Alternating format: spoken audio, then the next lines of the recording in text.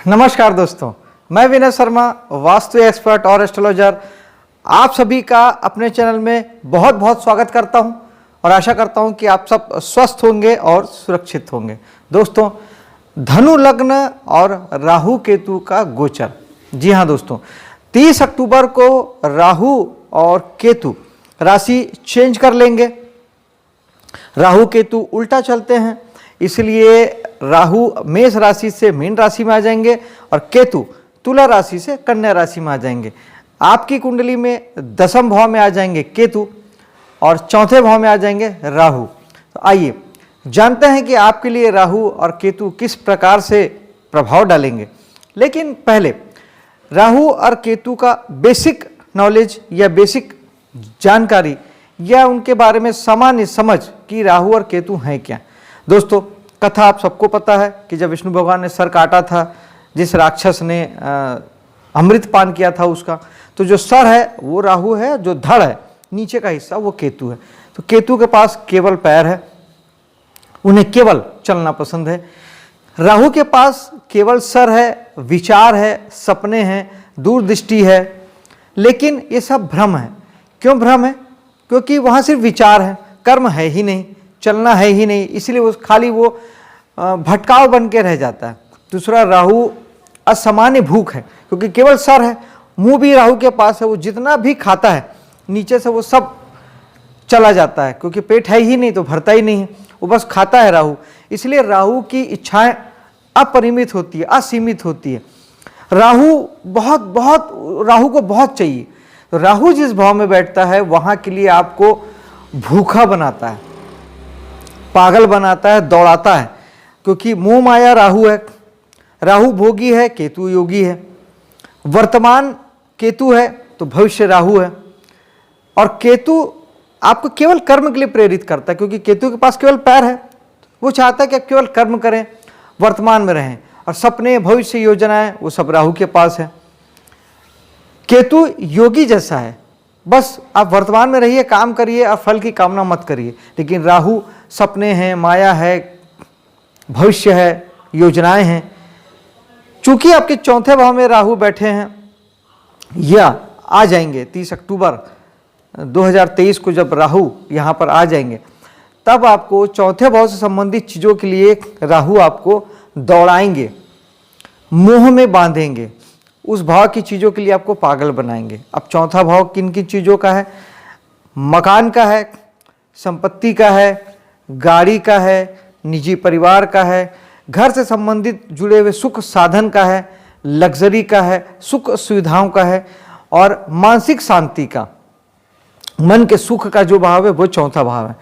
इसके लिए इनमें से किसी एक बात को पकड़ के राहु आपको अब दौड़ाने वाले हैं, भगाने वाले हैं। लेकिन बेसिकली राहु क्या करते हैं? राहु सब कुछ भविष्य में करते हैं, वो भविष्य जिसका कोई पता नहीं है। और दूसरा, चूंकि वर्तमान केतु है तो राहु केतु को पसंद नहीं करते, केतु राहु को पसंद नहीं करते। तो चूंकि वर्तमान केतु है तो जो चलता हुआ जो काम है ना, जो काम आपका है, वो राहु कभी पसंद नहीं आता। इसलिए आप क्या करते हैं? जो काम चल रहा है उस पर भरोसा नहीं होता, लगता है कि ये चीज़ें ठीक नहीं है, जो है वो सही नहीं है, और दूसरों के द्वारा किया गया काम, दूसरे की योजनाएं, दूसरों को देख के आप उसके पीछे भागते हैं कि ये काम अच्छा है, वो काम अच्छा है, ये काम अच्छा है।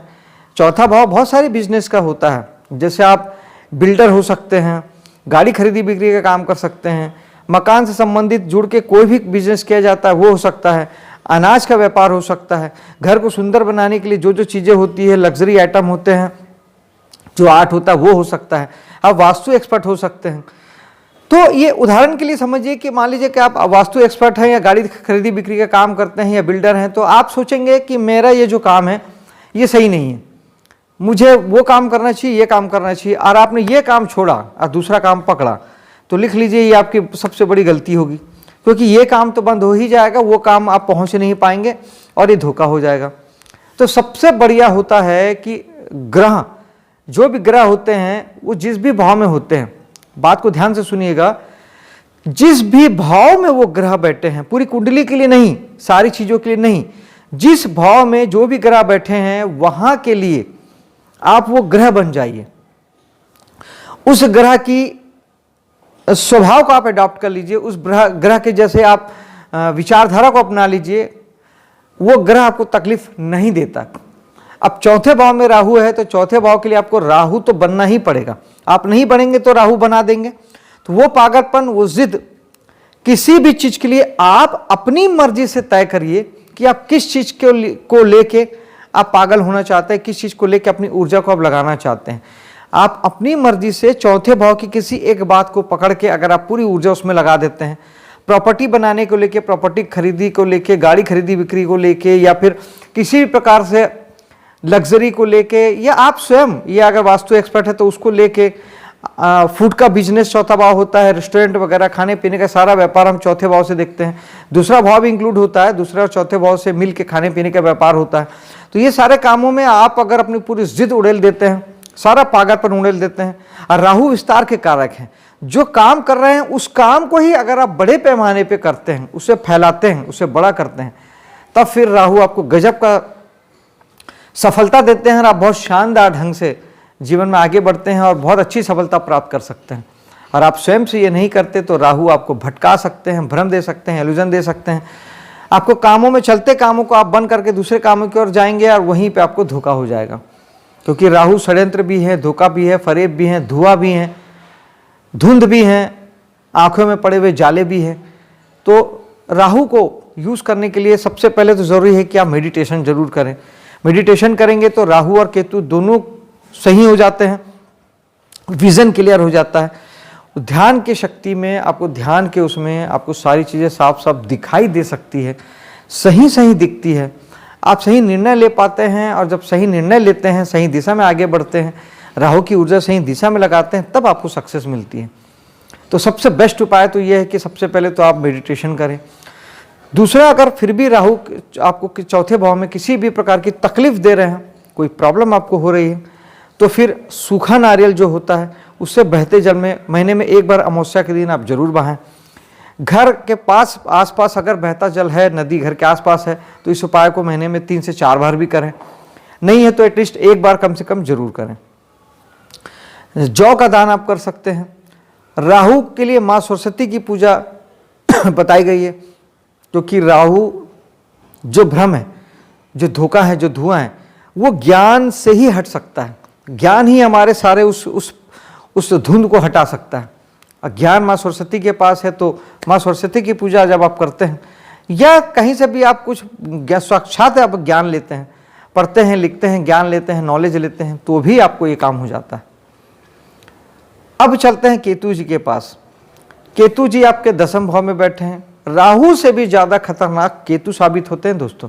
लोग डरते राहु से हैं, लेकिन राहु तो फिर भी आपको उससे संबंधित कामों में बढ़ाते ही हैं, आपको पागल बनाते हैं, जिद देते हैं और आपको उस काम में आगे लेके जाते हैं।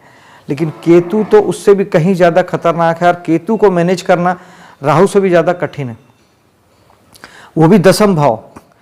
कर्म के भाव में केतु के होने का मतलब यह है कि अब 10वां भाव आपके कर्म का है। किसी भी प्रकार के कर्म, जो भी काम आप करते हैं, नौकरी हो, बिजनेस हो, घर के काम हो, कुछ भी काम हो, कर्म मतलब कर्म। मान सम्मान का भाव 10वां है, प्रसिद्धि का भाव 10वां है, पद प्राप्ति का भाव 10वां है।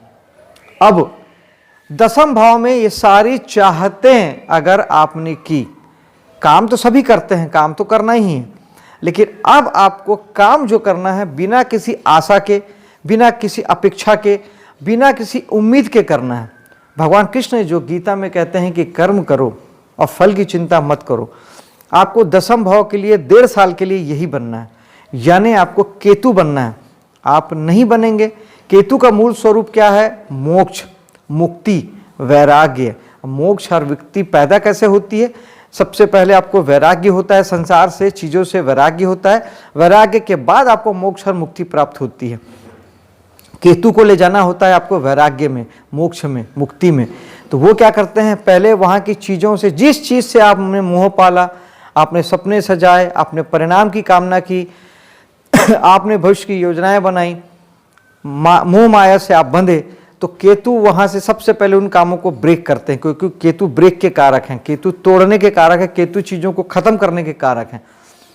तो केतु वहां पे पहले आपको कामों में ब्रेक देते हैं, कामों को तोड़ते हैं, उसके बाद आपको उससे दुख होता है, दुख होने के बाद आपको वैराग्य होता है, और वैराग्य होने के बाद आपको उन चीज़ों से मन उचट जाता है, मन हटने लगता है। यही तो केतु चाहते थे, केतु यहाँ आपको ले आते हैं। लेकिन जिस भाव में भी केतु हो, चाहे वो कुंडली में हो या गोचर में, जिस भी भाव में केतु आए हैं, वहां 1.5 वर्ष के लिए आप स्वयं योगी बन जाते हैं।